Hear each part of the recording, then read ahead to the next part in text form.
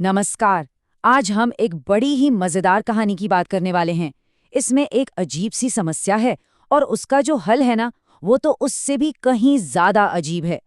अच्छा, चलिए सीधे मुद्दे पर आते हैं। सोचिए, अगर कोई बिन बुलाया मेहमान घर आ जाए और फिर जाने का नाम ही ना ले, तो क्या किया जाए? बस यही सवाल इस कहानी के बिल्कुल सेंटर में है। तो कहानी शुरू होती है हमारे पहले और कह सकते हैं सबसे अहम किरदार से। इसका नाम है संपत। शेखपुरा गांव का रहने वाला है और इसका नाम आप समझिए आलस का दूसरा नाम है। वो गांव का एक ऐसा हिस्सा है जिसे कोई पसंद नहीं करता, पर सबने जैसे तैसे अपना लिया है।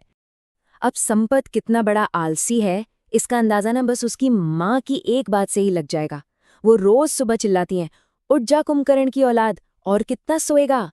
बस ये एक लाइन ही उसके कैरेक्टर के बारे में और कहानी के मजेदार अंदाज के बारे में सब कुछ बता देती है। तो संपत है कैसा? पहली बात, कोई कामधाम नहीं करता। दूसरी, सबसे लड़ता झगड़ता फिरता है। वो एक कहावत है ना, काम का न काज का, दुश्मन अनाज का। बस संपत बिल्कुल वही है।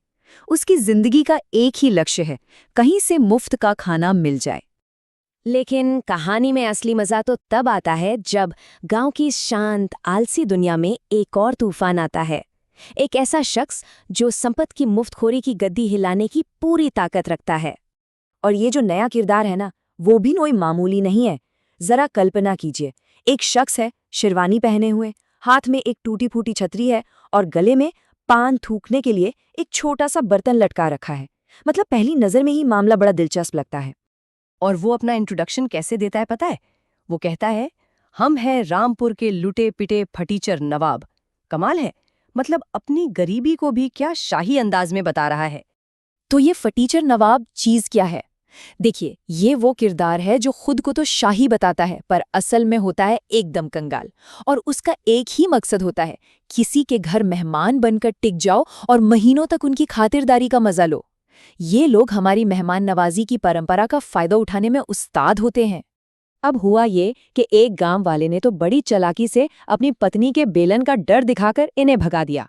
लेकिन नवाब साहब भी पक्के थे, उन्होंने हार नहीं मानी और जल्द ही उन्हें एक नया और ज्यादा आसान शिकार मिल गया। कौन? बेचारा नरम दिल वाला कपटा। और बस यहीं से कहानी का सबसे मजेदार मोड़ शुरू होता है। कहते हैं ना, लोहे को लोहा काटता है। अब गांव की एक मुसीबत ही दूसरी का इलाज बनने वाली थी। तो नवाब ने किया क्या? उसने कपटा पर एक ऐसी रिश्तेदारी थोप दी जिसका कोई सिर पैर ही नहीं था। कहने लगा, उस हिसाब से तुम हमारे अब्बू के फूफी के ससुराल वाले हो। अब कपटा बेचारा मना करे तो करे कैसे? नवाब साहब तो मुंह पर पान थूकने की धमकी दे देते हैं। बस फंस गया कपटा इस जबरदस्ती की मेहमान नवाजी में। तो अब सिचुएशन देखिए, गांव में दो प्रॉब्लम एक साथ चल रही हैं।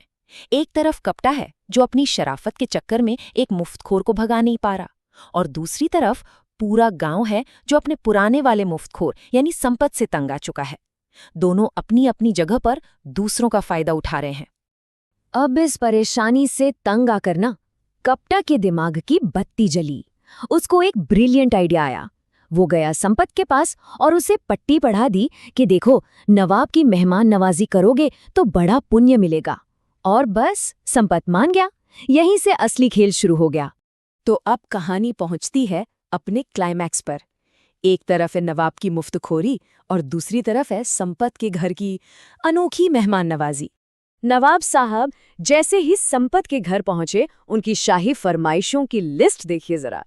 हैदराबादी बिरयानी चाहिए, ईरानी कोफ्ते चाहिए, रामपुरी कबाब, खीर, जर्दा, और तो और खाना पचाने के लिए मुजरे का इंतजाम भी चाहिए। अब देखिए, मेहमान नवाजी हमारी परंपरा का एक बहुत अहम हिस्सा है। मतलब मेहमानों का स्वागत करना, उनकी सेवा करना।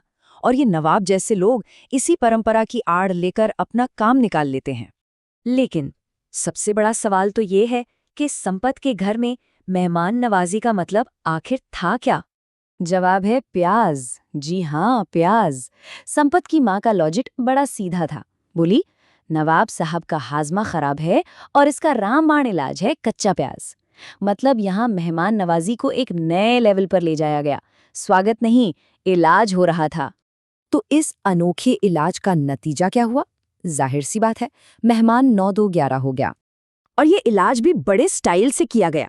पहले तो नवाब साहब ने प्याज खाने से साफ मना कर दिया, पर संपत का परिवार मानने वाला थोड़ी था। संपत, उसकी माँ और बहन तीनों ने मिलकर नवाब को पकड़ा, दबोचा और जबरदस्ती उसके मुंह में कच्चे प्याज ठूस दिए। बस इस मेहमान नवाजी के बाद तो नवाब का डर के मारे भागना लाजमी था। कहानी का अंत भी कम मजेदार नहीं है। भागते हुए नवाब को पहले कप्तान ने धोया, फिर संपत ने, और बस उस दिन के बाद उस फटीचर नवाब ने कभी उस गांव की तरफ मुड़कर भी नहीं देखा। गांव में फिर से शांति छा गई। खैर, जैसी भी शांति संपत के साथ मुमकिन थी।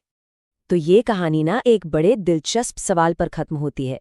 क्या कभी-कभी एक बुराई जैसे संपत का आलसीपन और उसका झगड़ालू स्वभाव दूसरी बुराई यानी नवाब की मुफ्तखोरी का इलाज बन सकती है? मतलब क्या जहर ही जहर को काटता है? इस बारे में सोचिएगा जरूर।